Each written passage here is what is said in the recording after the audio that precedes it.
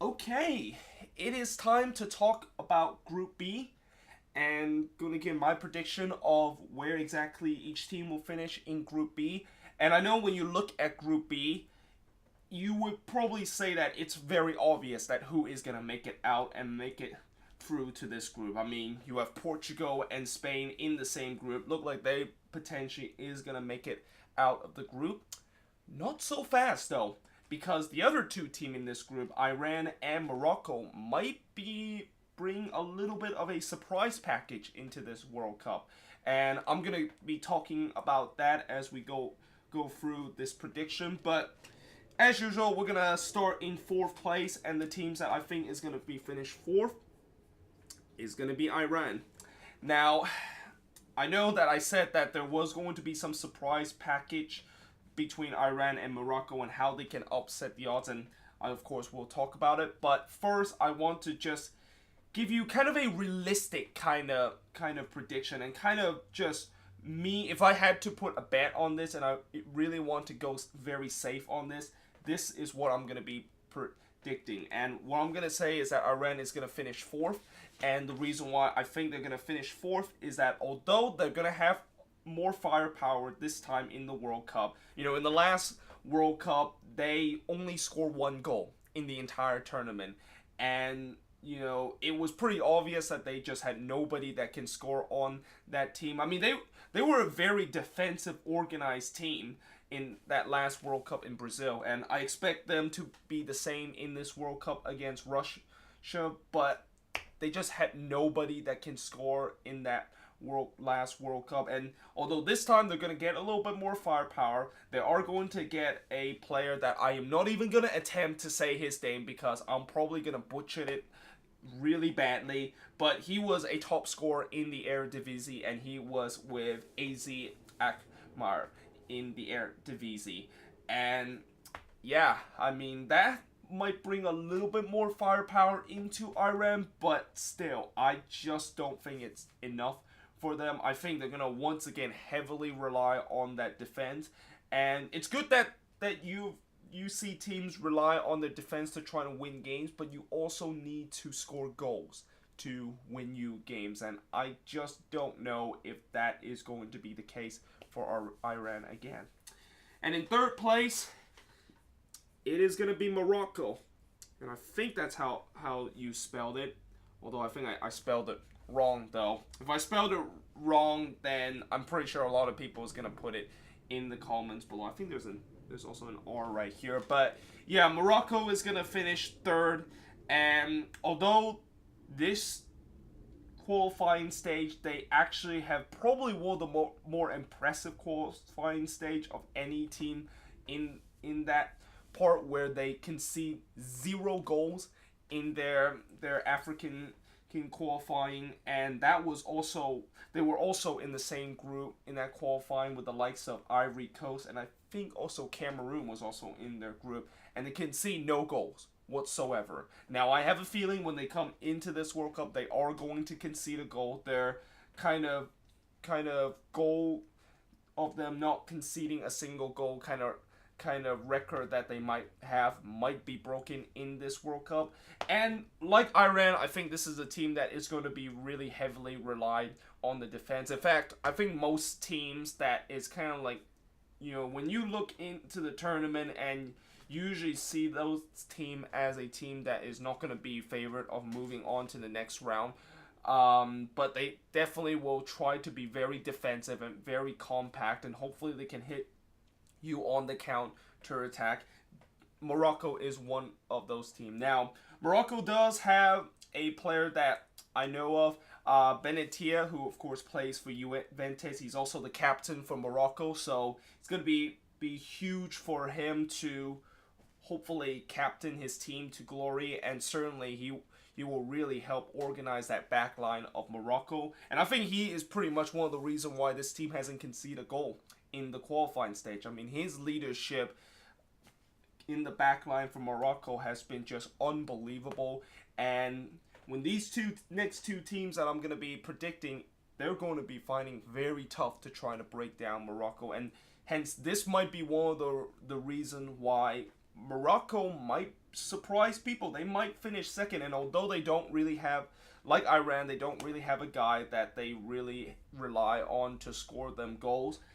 The defense, kind of compact defense, and the way that they can frustrate opponent, maybe they can use that as an advantage of potentially beat some of these two teams that I am going to mention, and maybe they will use that as a way to get out of the group.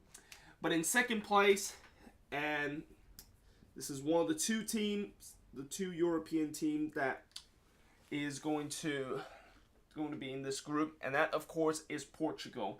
And for Portugal, obviously we all know that they have CR7, but people forget that Portugal is not just CR7. I mean, this team actually does have real talent. I mean, you look at their other players besides CR7 up front. They obviously have Andre Silva from AC Milan, and he can obviously score goals for this team. And then you look at the midfield, they have a couple of talented players with the likes of Bernardo Silva from Man City, Ricardo Quaresma, and then in the back line they also have Pepe, a very experienced defense, and they also have Patricio, a very good goalkeeper at the stake. So this Portugal team is not just all about CR7, and I think what will make and break this Portugal team in this World Cup is that they need to not rely on CR7 as the players to just carry them into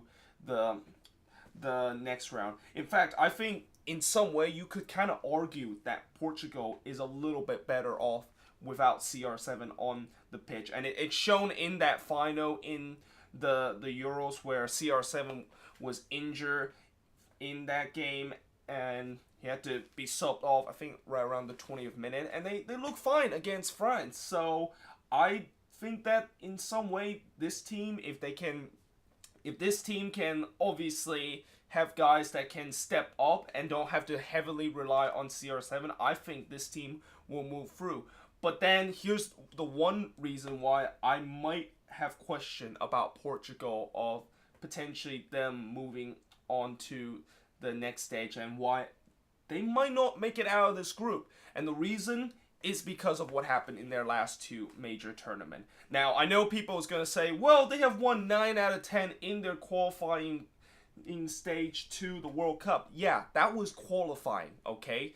When the major tournament, when the curtain does open, Portugal has struggled in the last 2 times that has happened. I mean, you look at the Euros where they actually finished 3rd in the group, and they actually made it out of the group because they were one of the 4 teams that has the best record in 3rd place. And, you know, I actually don't like that kind of format that the Euros are putting in, which hence probably is one of the reasons why the Euros back in 2016 was one of the most boring Euros that you will ever see in the group stage, and that there wasn't a lot of goal scoring, with a lot of excitement going on.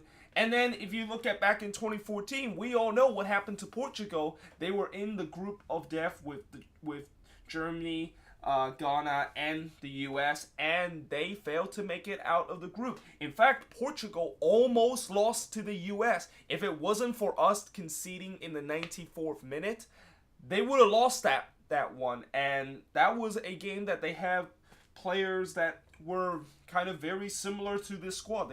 They had CR7 also in that game, and they have also other players that was in the squad that was part of that 2014 squad. So it really depends on, can Portugal step up once the tournament begin, and can some of those players can actually perform very well once the big stage happen. Because if they can't, then I have a feeling that Portugal could not make it out of the group. And you know, as much as it might be a surprise that Portugal may not make it out of the group, you know, I said it before, they need to step up when the big stage happen, and they just cannot keep heavily rely on CR7, because these other teams, they will know that the one guy that they're going to have to stop is going to be CR7, and after that, you know, Portugal's got to find a way to trying to win games and trying to get resort that is going to be when they won't have CR7 at his best game.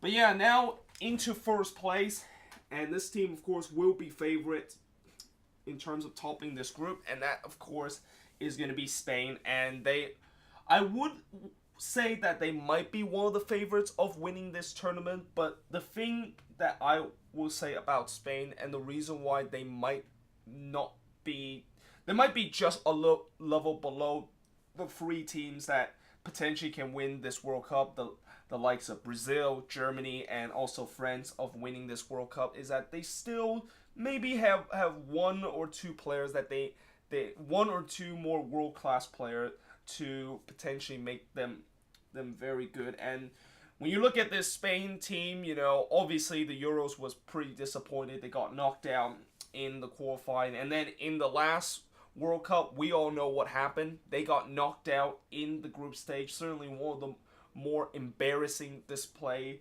by a team like Spain that we have ever seen before, and certainly a shocking exit too, because Spain was pretty loaded back in 2014. And then this squad that Spain has is a very similar squad to the 2014 and even going back to the 2010 squad. They still have Iniesta in that squad. They still have Sergio Ramos. They still have Piqué. They still have Busquets.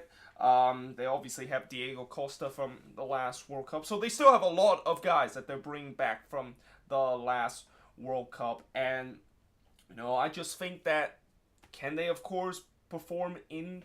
It's kind of similar to Portugal. Can they perform when the big stage happen? I mean, I know Spain doing the qualifying round, like Portugal, have been pretty dominant, but it's all about when the big stage happen.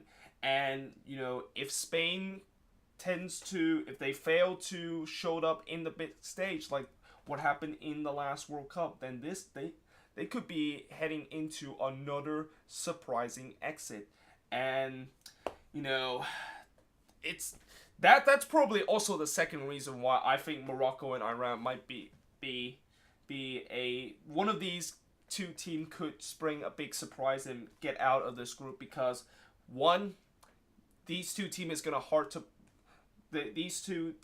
gonna find it really hard to break down against these two teams, and two, these two teams in their recent history in major tournament has not been very good. So yeah, this is a very interesting group, and even though a lot of people have this kind of prediction, this is just, like I said, it's a safe bet in terms of my prediction. I won't be surprised if this prediction would be wrong, and that one of these two teams maybe surprise everybody and make it out of the group. But either way, guys, I hope you guys enjoyed this video. If you do, make sure you guys leave a like, smash that subscribe button, and yeah, I will see you guys next time.